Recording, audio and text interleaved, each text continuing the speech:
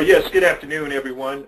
My name is Robert Johnson, and I am honored to serve as the e-mobilization officer in the National Fatherhood Leaders Group. Today, I'd like to present some follow-up questions.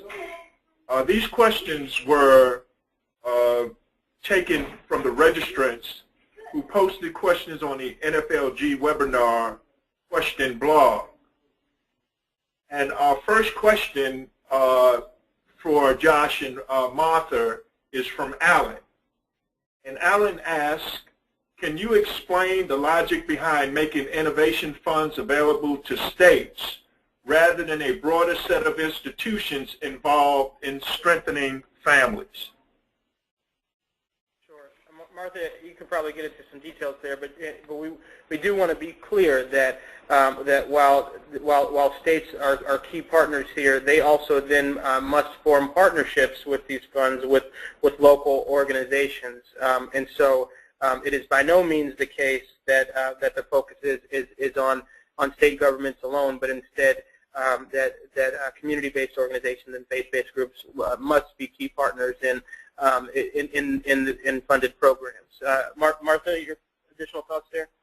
Yeah, just to add, I think a point that Joshua and I lightly touched on before, which is that the reason we're looking to states as the lead applicant, but as Joshua emphasizes, by no means the only partner in these projects, is just because of the desire to bring some of this to scale, and that is they are the most powerful actors in being able to bring something quickly to scale, which we're interested in doing. Great. Thank you very much. And our second question is from Maggie. And for those of you who are on the call, as you can see from this PowerPoint page, Maggie led into her question, and you're free to read that. But her question specifically is, would you please clarify what types of marriage-related activities would be allowed and encouraged with this fund? I can start on that, and Joshua may want to add.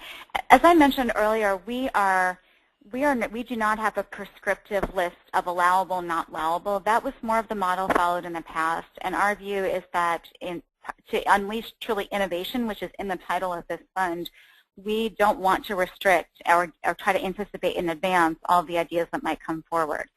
So I think there is a very broad scope of marriage-related activities, both some of them being funded today as well as different approaches that folks might want to